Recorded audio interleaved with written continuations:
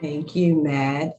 Good afternoon and welcome to Cyversity Engage webinar. Today's session is a part 2 vulnerability assessment and penetration testing workshop focused on exploitation. So glad to have KSE Consulting Group back with us today. Thank you all for being here. Thank you to our returning members and visitors. Okay, good. To those new to Cyversity Engage, our program is designed to grow, develop, and highlight careers, opportunities, and contributions of diverse talent within cybersecurity. Some of the topic areas that are covered are career development, career spotlight, transitioning into cybersecurity, leadership, as well as technology talks. Our diversity highlights are included here on a monthly basis, and I'd like to acknowledge the month of June is LGBTQ and Pride Month. The flow of today's webinar will go as it typically does. I'll turn it over to our speakers for introductions. They'll do the presentation. After that, we'll open it up for questions to our attendees. So if you will please post your questions in the QA box to be addressed during that time, greatly appreciated. Following today's presentation, you will be provided with information about Cyversity, membership benefits, and how to join, as well as upcoming events. Just a couple of other agenda items. You are joined in listening mode today, and this webinar is going to be recorded. So if you would like to find a recording later, please look on our website under on-demand resources. And so now, without further ado, I'd like to welcome back Elias and KSE Consulting Group and turn it over to you and Paul. Before I do that, just so that we can put things in context, I'd ask Elias if you all would just provide a very brief recap of the first workshop that we did, and then lead into today's discussion. All right, I'll turn it over to you. Awesome. Thank you so much, Cassandra, for having us again for part 2. My name is Elias. I'm the title that gave me CEO, but I like to call myself head nerd. We have with us, we have Solomon Ongeva, and then we have Cameron Evans and Paul Brouse. Paul Brouse is our in-house pen tester slash he's the in-house expert when it comes to penetration testing and all vulnerability and exploitation. He's going to be doing the presentation as well. So just to do a quick recap from our last meeting we had for part 1, what we basically did was we talked about vulnerability assessments and talked about penetration testing. We discussed over the different tools utilized for what a bad actor or a threat actor will utilize, from Nessus to Nmap to different tools utilized to identifying different assets, IPs, the different operating systems in the environment. We discussed a little bit about networking, how networks work. And then during the demo presentation, we had Paul. He actually conducted a vulnerability scan and actually identified some vulnerabilities, and he conducted a quick exploitation. But today, what we're going to be doing is we're actually going to be doing a full-blown exploitation of the vulnerability or slash vulnerabilities in different frameworks to just show you guys how pen testers actually work within the environment. Paul? All right, before we jump to Paul, I'm going to go ahead and go through our agenda. So good afternoon, everyone. So as you see, we wanted to call this, we wanted to have some fun, right? So pen testing can be very fun. We'll talk a little bit more about that at the end, but it definitely can be fun. this presentation, we want you to definitely ask all the questions that you have, but we're calling this an exploitation party. So the reason we're going that far with it is because we're really going to get down into the nitty gritty of figuring out how to exploit different attack vectors. So our agenda today is, first, we're going to do a recap. From last time, we did the 7 phases of penetration testing. There's going to be a really fast recap that we'll do. Then we will show how to identify, analyze, and exploit vulnerabilities. And then after that, we're going to let, Paul's just going to go crazy and share whatever he shares and go through different exploitations. And then after we wrap all of that up, then we will go through some resources and some important information that we want you guys to know is about, or in regards to various protocols that are typically exploited. Also some ways that you could prevent someone hacking you, right? So without further ado, Paul, if you are ready to go, we can recap those 7 phases of pen testing and talk about what we're going to do today. I am. Can you guys hear me? Yep. Perfect. All right, perfect. Yes, we can. Okay. Yeah, so as in the last time we were here and talking about the different phases, so for pre-engagement, so that would be your planning and preparation. So you have to gather information about your target, the types of systems that you will be trying to penetrate, gathering your rules of engagement. That's very, very important, and that will come up a little bit later on as we start talking about that.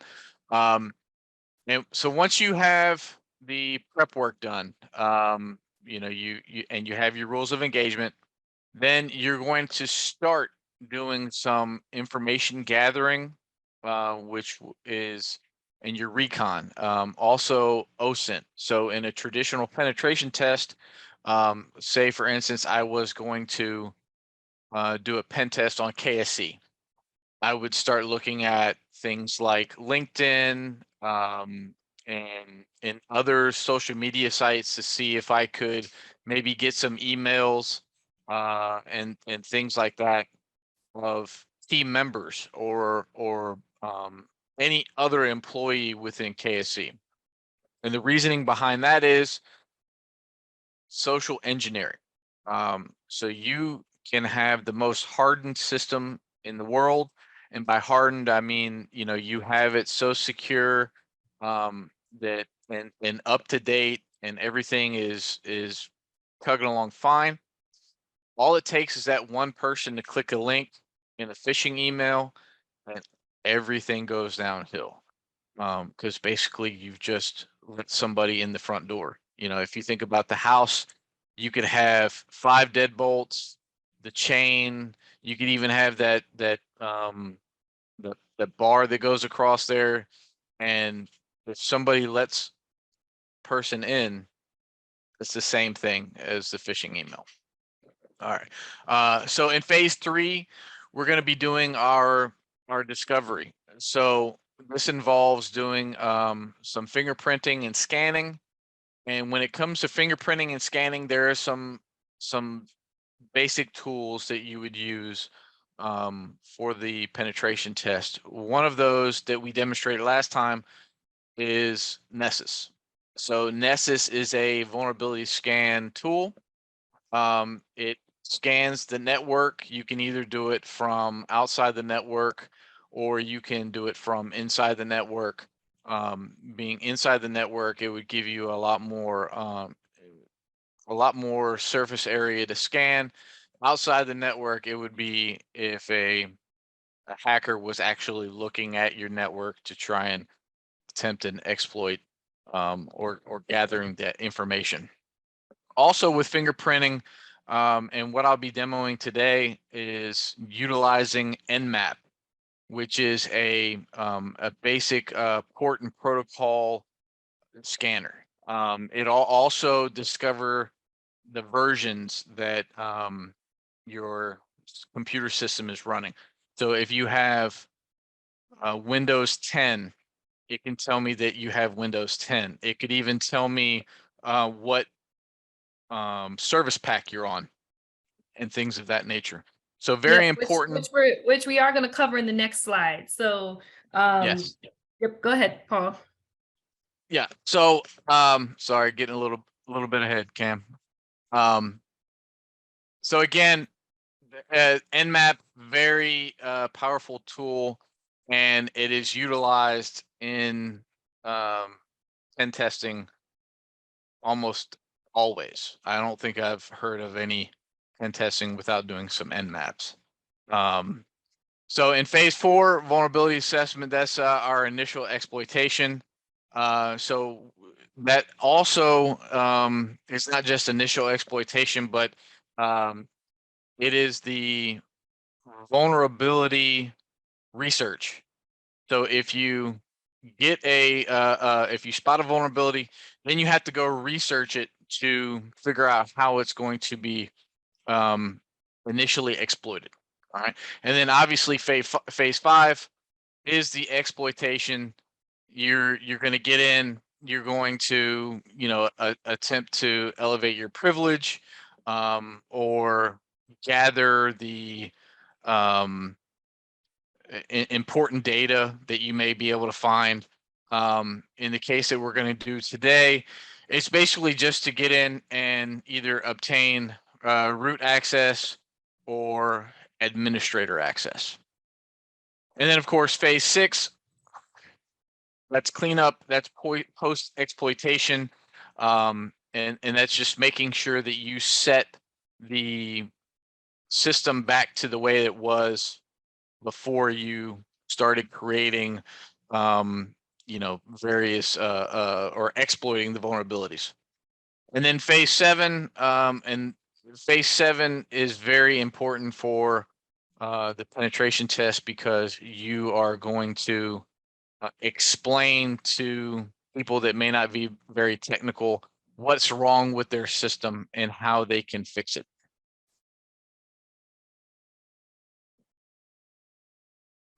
Okay, so again, identifying the attack vectors using scan results.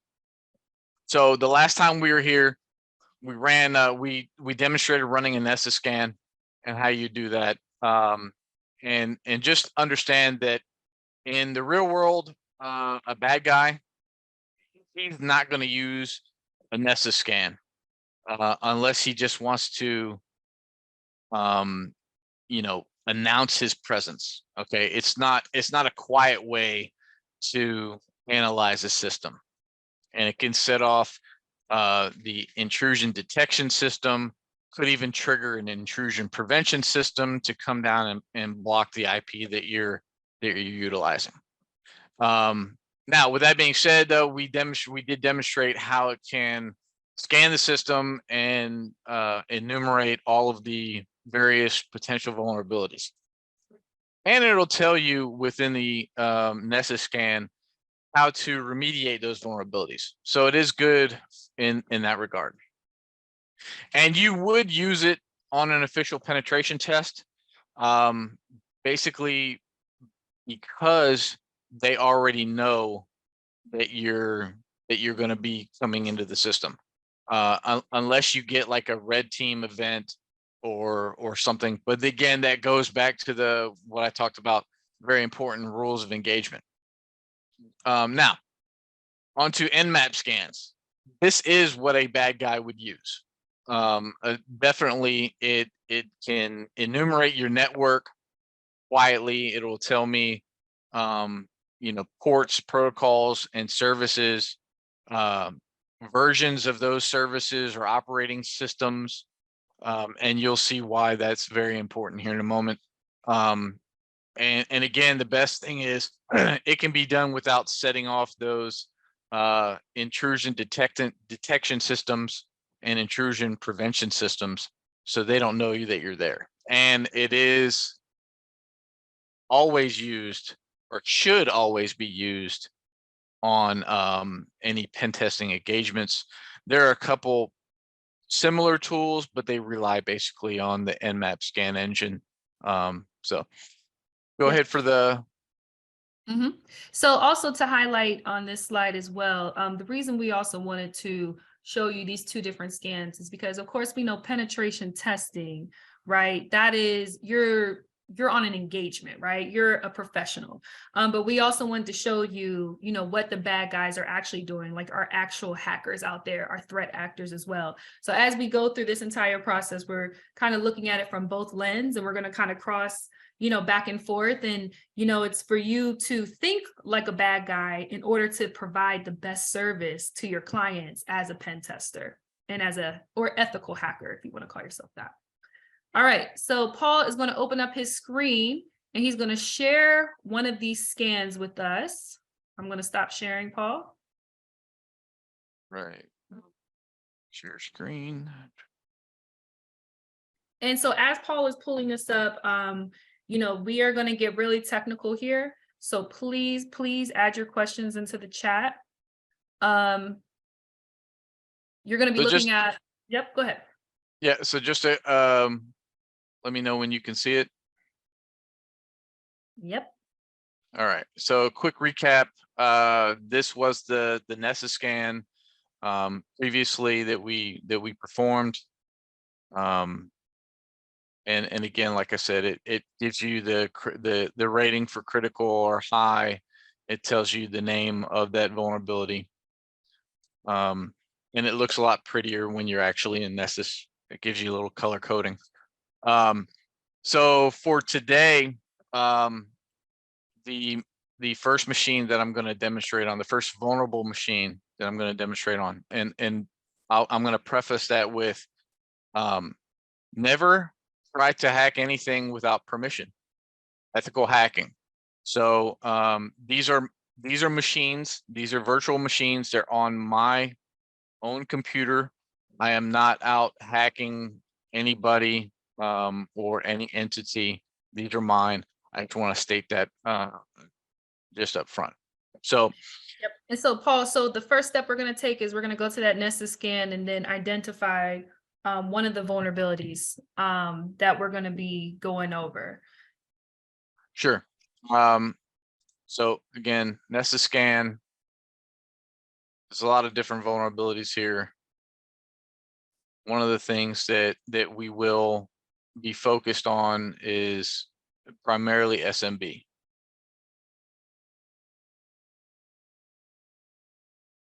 And that's going to be your lines. Can you highlight those lines for us? So I wouldn't pay attention to this because I'm going to show the Nmap scan, which is what we're going to utilize for our demonstration today. Yep, perfect. All right, so that's so I just want to talk a little bit about the machine.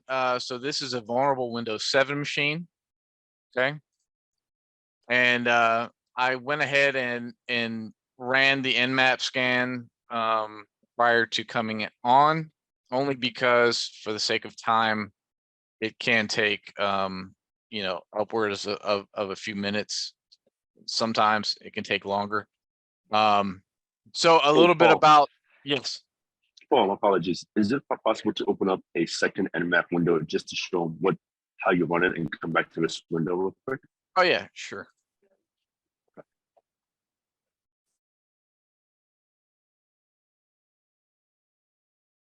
Okay, so to run this command, basically there's different IP. You want to utilize the IP address, obviously, of the machine that you're attacking. Now, the various things like the --P right here, that's to signify that I want it to scan all ports. Okay. The --T4 is to represent the speed with which I want it to do it. And then the -A is basically, it's going to run every script that that Nmap has. Now, if you were to just run a basic scan,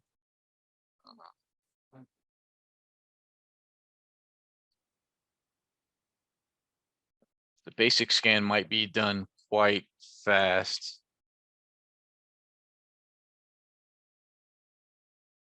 So you could just say nmap, and then scan that IP address.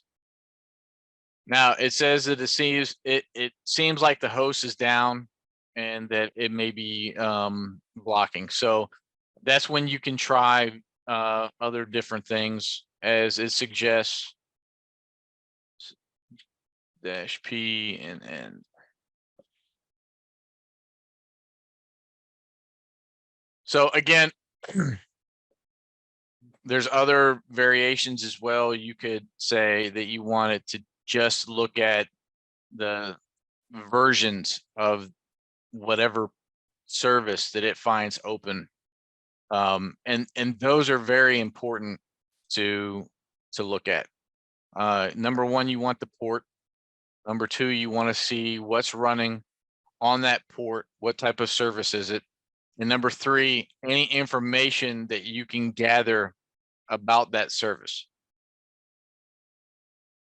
So in this instance, as you see, I have various ports here are open.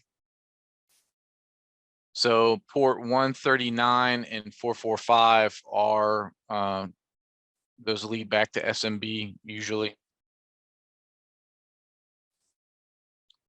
Now, Cam, do you Yep. want to take back Yep. over? Yep, I'm gonna take back over. So you guys see, this is the scan. These are some of the vulnerabilities we're gonna be looking at today. And I can steal the screen back from you, Paul.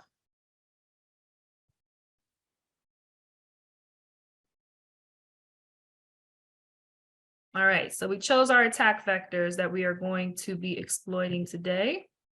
So next we're going to talk about deciding the hacking technique for those attack vectors.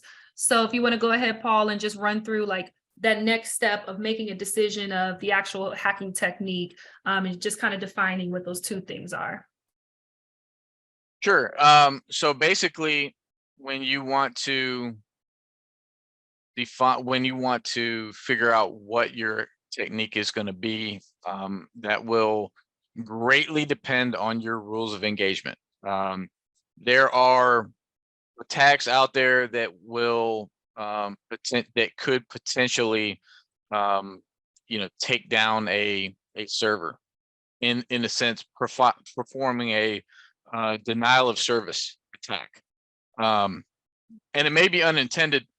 Maybe you're trying to gain a foothold into that machine, but you inadvertently crash it instead. And then, so again, rules of engagement, very, very critical to look at, because if you don't follow those rules of engagement, number one, you can cause damage to whatever entity you're performing that vulnerability scan for, and number two, then you could be held liable.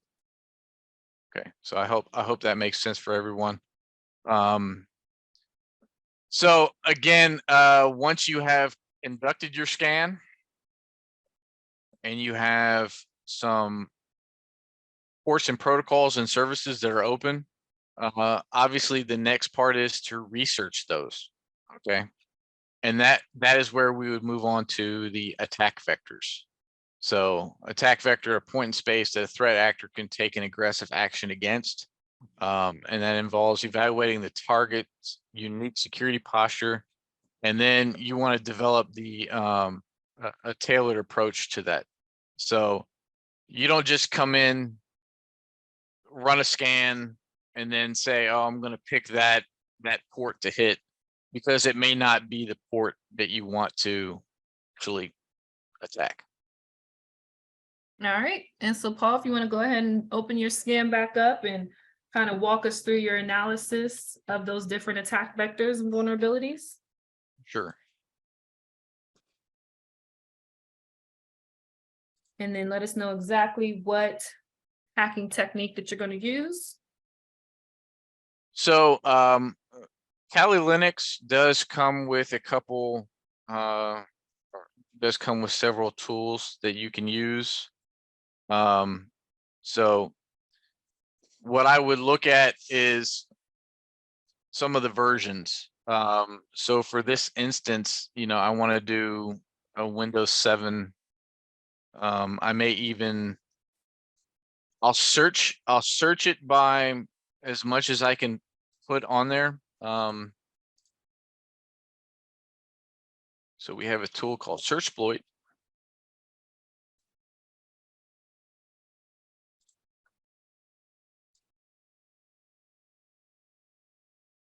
Now, Searchploit, what it does is it has a database of various exploits, and then it'll literally walk you through it has a text document, or it could even have a program that will show you how to conduct those exploits. So obviously it didn't have anything here for that specific one, so I'll go a little bit less specific and just search Windows 7.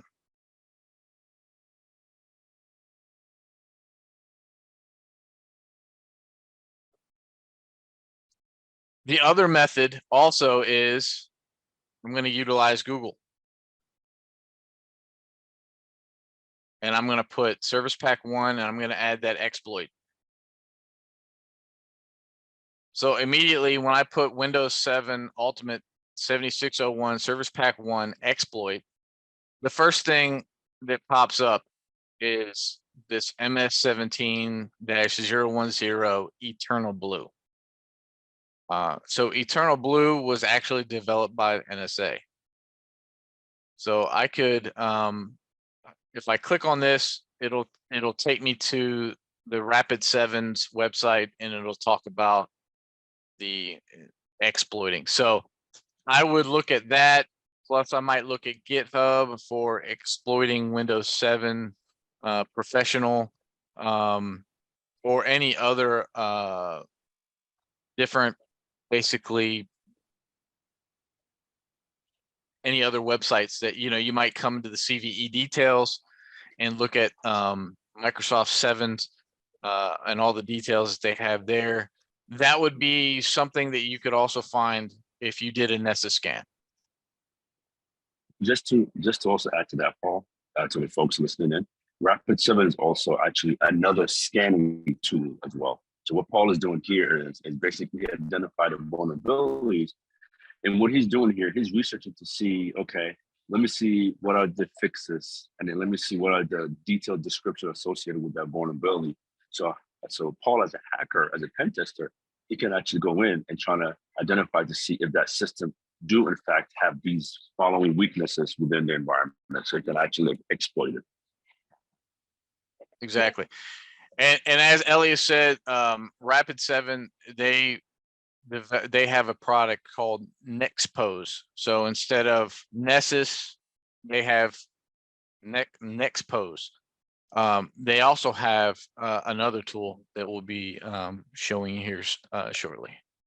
Yep.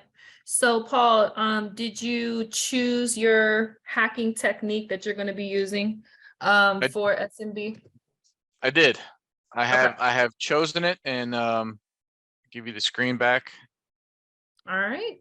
So now, before we actually jump into watching Paul do his magic, as I like to call it, so we're going to talk a little bit about the next step, which is exploiting the attack vectors. And as you know, they already started going over some tools, but if you can walk us, Paul, through some tools and frameworks that you would be using for exploitation.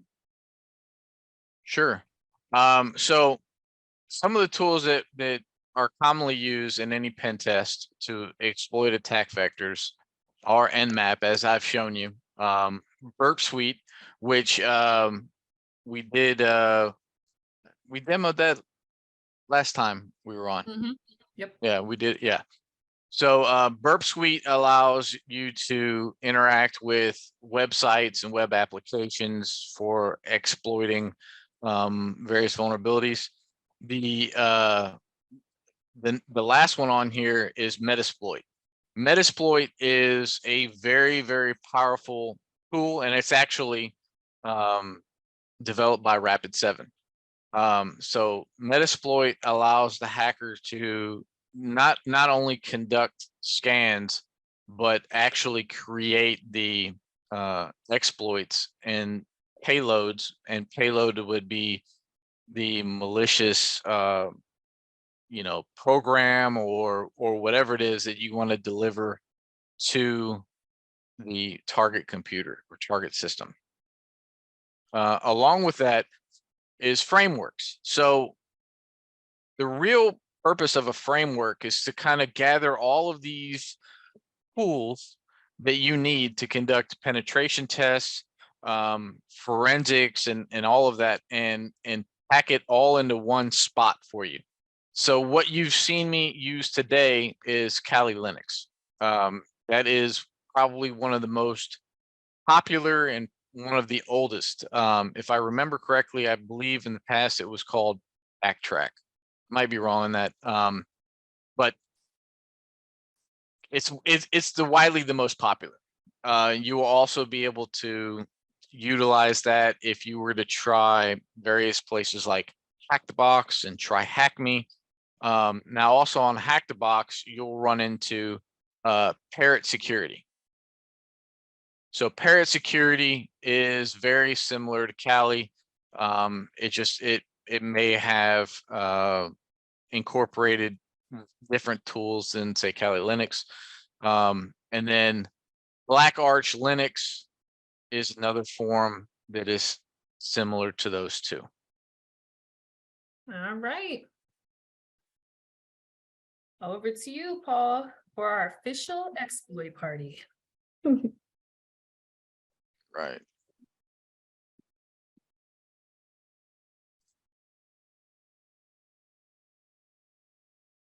Okay, so while we were talking, I can show that the search exploit has come through and it has given us a whole lot of different exploits, potential exploits. Okay, now you have to be very cognizant of the fact that some of these are like this is built for Windows XP. So you would have to do your due diligence and look for various things to make sure that you have the right exploit, that you're going to try the right exploit. So for this one, since I've already decided on utilizing the Eternal Blue,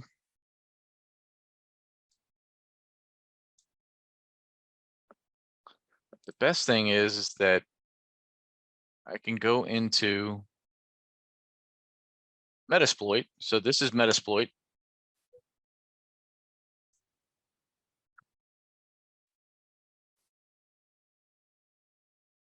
And basically to get to Metasploit, you come in, you run the command of MSF console once you've logged into your Kali Linux machine. Now, to find potential exploits within Metasploit, you also have a search function. So for here, I will use search. Now it gives me 5 different exploits. Well, actually, I shouldn't say 5. It gives me 3 exploits and 2 scanners. So for this one, if now you can do this one of 2 ways. You can either type in use, and then you could copy and paste the entire name, or you could just use the number.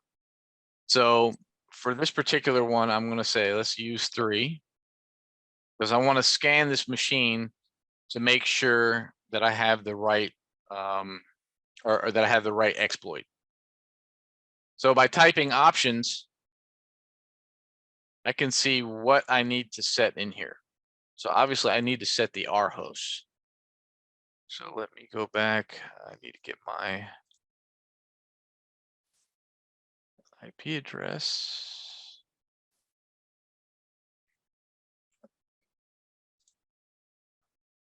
So I set R host, which is basically the target machine.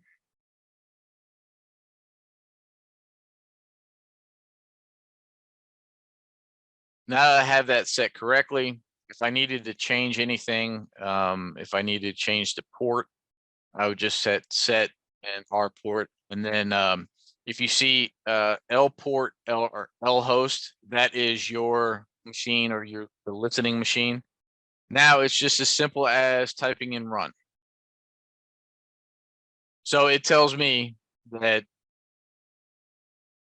this is likely vulnerable. Doesn't mean that it's 100% vulnerable.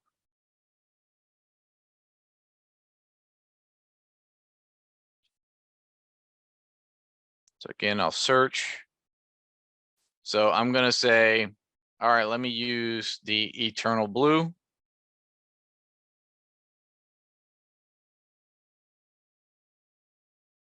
Now my options, it also, if you notice, it sets a default payload for a interpreter shell.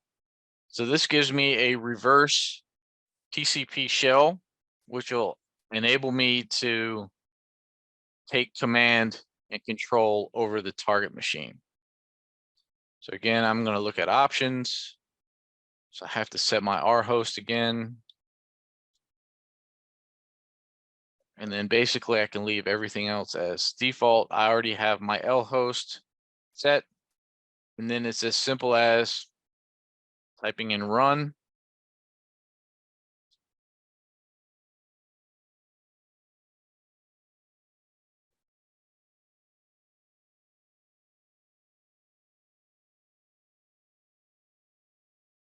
Now I have successfully gotten into the vulnerable machine.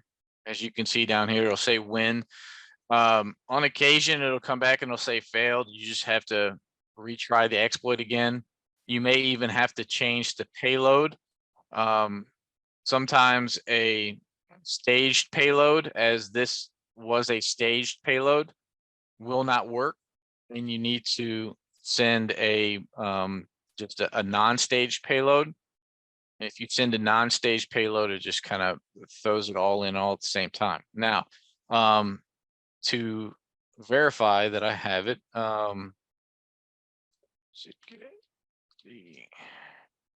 so it tells me that I am in the server, or I'm in the system. So I can do things like look at the directory.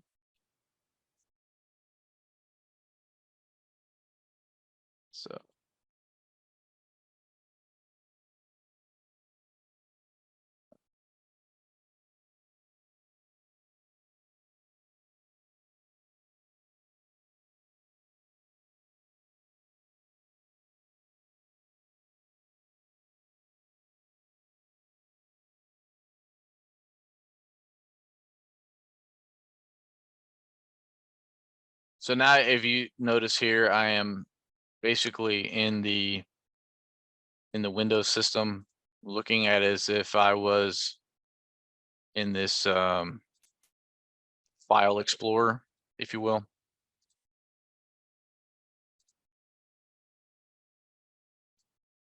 So, and then once you're in, you're basically, you could do things like look for specific data that you want to exfiltrate. Now, if you're on a traditional pen test for an entity, they've contracted you, you're following rules of engagement. What I would do is I would obviously take screenshots. So the first screenshot that you're going to take obviously would be of the Nmap scan. And then once you've captured that information, you know, you would talk about how you exploited, and you would show, you know, you could talk about that you ran that scanner, and that scanner showed that it's vulnerable. And then you could run, and then you would take another one of the fact that you're in the machine, what your user ID is. And then basically you could screenshot some of these, just showing how you could access various aspects of the system. So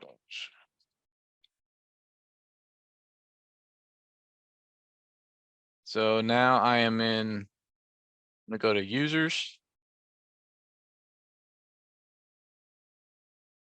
And now you can see that I am in the, basically I've rooted the machine. I can access the administrator file directory.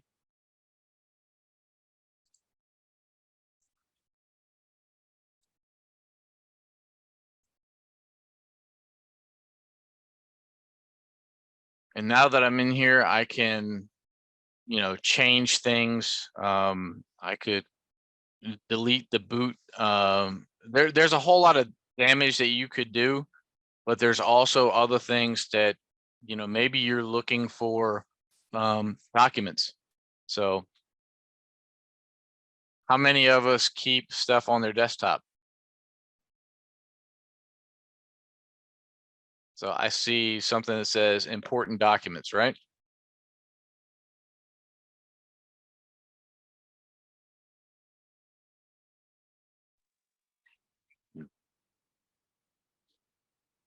Gotcha. So, Paul, I know Cassandra said that we're getting really close to time for the 15-minute mark before the hour. So I want to do a quick recap here, Paul, if that's okay, of everything that was completed here. So basically, guys, what Paul did was he ran a scan. He ran an Nmap scan to identify any ports, open ports, protocols, and any vulnerabilities within the environment. Once he identified the different vulnerabilities within the environment, the next step that he went through was basically look for the vulnerabilities that he wants to exploit. He went and did some search, identified, okay, I'm going to exploit this vulnerability. Once he identified what vulnerability is going to exploit, he went into his framework and identified somebody, when he searched for the exploit, there was 3 different vulnerabilities and 2 scanning tools that were identified. He went ahead and exploited the vulnerability. He had to set up his listening host, set up his R host, which is the remote host. Once that was identified, he went ahead and ran the technique that he wants to exploit a vulnerability with, and he was successfully able to remotely basically get access to the host without the host knowing that he's in there. So what he's doing right now, he's going within the system remotely and identifying all the different documents and whatever that he needs right now. He have complete control over the system, and anything that he needs, he can get access to or control, or even deploy different attacks within the system if he needs to. So I don't know, Cameron, are you in the call? No, yeah. So definitely. Yes. So Paul, if you wanna go ahead and let us get back to the other screen. So that is pretty much sums everything up. What we're gonna do here is kind of run through a couple of resources since this is recorded. You can take your time and read those through. But if you want to touch on it real quick, I think we just have about 3 slides that talks about some protocols used for exploitation. So we have HTTP. I'm going to just start going through the next ones. SMB. And again, just, go through this recording and take a pause on these different slides. And then we have FTP. And we would get into it a lot more, but we are going to go ahead and move on to our questions that we may have from you guys. So with that being said, Cassandra, we can open the floor to questions. I don't know if there's any special apparatus you have to do, or if you want us to just go through the chat here. Yeah, so thanks, Cameron. What I had mentioned earlier, for any questions our attendees have, please post them in the QA box. That way they will stay distinguished away from any chat information that's in that box. So if you have any questions, please post them now. We want to provide you with the opportunity to ask this very impressive, skilled panel today questions. So if you all will start posting your questions there. Okay. Yep, that makes sense. I can start going through some of these that we have, because I see that I don't think they were using this one. So we appreciate everyone asking if this was recorded. I see Fawn, you like the difference in knowing between the good and bad. Absolutely. So go ahead, Paul. Is it fair to say Nessus is for blue team and Nmap is for red team? So, I mean, I would say that Nessus can be used by red team, but when you think of red team, it's like they're trying to act like a bad guy. They're trying to act like the what you would think of as a hacker, right? So blue, maybe purple team, I would say, because purple team is that, you know, mix of red and blue. You know, they're there, you know what they're doing. So you just have to keep in mind that when you utilize Nessus, you're going to be literally announcing your presence to the security operations center, and any good analyst there will cut down your IP. All right. Why did we choose SMB? Is that an easy one to exploit? So SMB does have a tremendous amount of exploits, but it also gives you a lot of potential ways to do things on the system. You know, you can deliver ransomware and things like that. All right. So how do you know it's a vulnerable machine? Well, so either if you're asking specifically, how did I know that this is a vulnerable machine? I mean, there's a website that you can go and you can actually download vulnerable machines to exploit. If you're talking about in the real world situation, it would come through running things like Nmap and some of the other tools like Burp Suite to figure out if the system is vulnerable. All right, and then we have another one. Some steps of the vulnerability management process are identifying vulnerable machines. So I think this is someone else just kind of adding in their thoughts. Yes, this session's recorded. Yes, yes, yes. Yes, today's is recorded. Backtrack. Don't know what that really means. Currently available. All right, so I see this one is kind of the same question here. From looks like Fending. We went from Nmap or Nessus to search exploit to MSF console Metasploit ? So I think they're asking, that was the path that you took, right? The steps that you took, right, Paul? Yeah, so I did Nmap first. Nmap's gonna enumerate ports and protocols and versioning. And then once I was able to see what's, you know, open and potentially open for exploit, then it would be search exploit to look to see if there is a vulnerability within the database. Also use Google. You know, you have Google is a very powerful tool, and it will, you know, it will go out to every place and look to see if there's an exploit for a specific vulnerability. All right. And then yes, to MSF console Metasploit. Yep. Isaiah, I think Isaiah is part of our community. Is that the Isaiah Kennedy that's part of the KSC ecosystem? Yes. Yep. Hi, Isaiah. Thank you so much for joining. So Isaiah's on all of our stuff that we do. So he says, Paul, do you know what all that is on the screen says, or do you focus on the main things that you're looking at? I mean, so you want to try and look at some of the main things like the ports, the protocols, and the services. You know, you could obviously dig down and research some of the other things that come up, but you know, knowing the basic ports and protocols and the services that are attached is like your main focus here. All right, I'm gonna go to one of our other slides about preventative measures. So we had a question from OPME.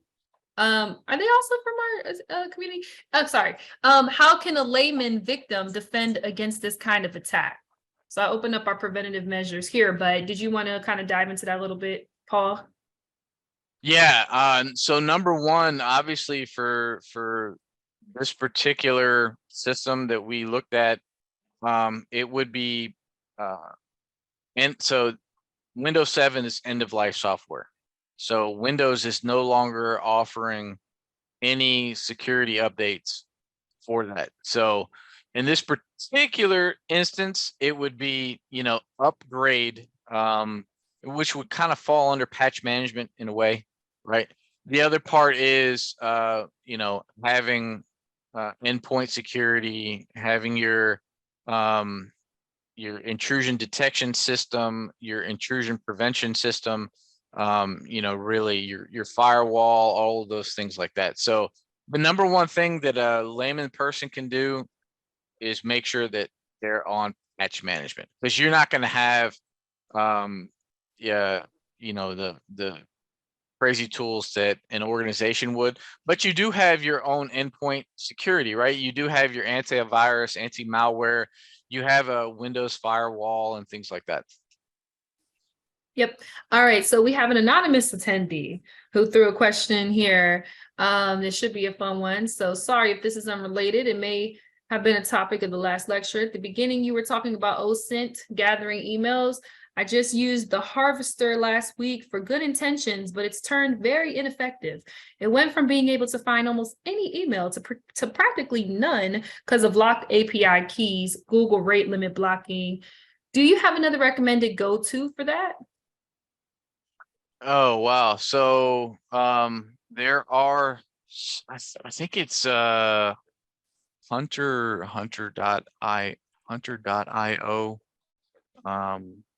I'm trying to remember.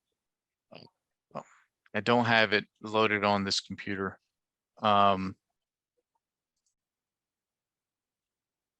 So I'm just going to add here, just, kind of wrapping this up.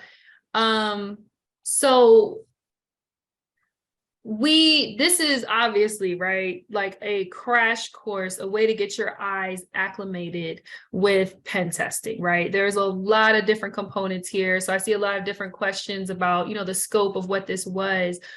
So obviously we had about 35 minutes. With that being said, there are definitely full-blown certifications for this kind of stuff. All different types of workshops and everything, specifically that, Cyversity does and that we do at KSE. But, definitely keeping in perspective here, this was the crash course from everybody who is entry level, maybe knows nothing about pen testing, to people who are very, very well versed in pen testing. So I really hope that everybody got something out of this. But when it comes to a lot of these specifications and anything else that you want to see, we definitely do those kind of workshops as well. So we wanted to give you guys the lowest hanging fruit here, so we didn't lose you. And I would love to know how you guys thought about that and how you felt. But did you find that website or not, Paul? I'm looking through my notes. Okay. While you're looking through that, I got it. It is hunter.io. So they give you have to sign up, but you get a number of free searches. There's email hippo that you can use for verifying addresses. The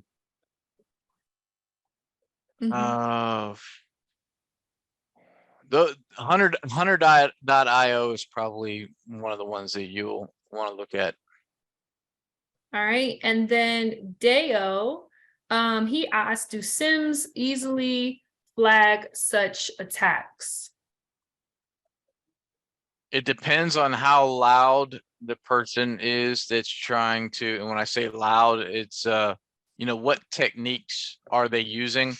What I use today, that probably would get picked up on a SIM tool, captured in the log. So obviously there's ways to go make it a lot quieter of your active reconnaissance. I hope that answers your question.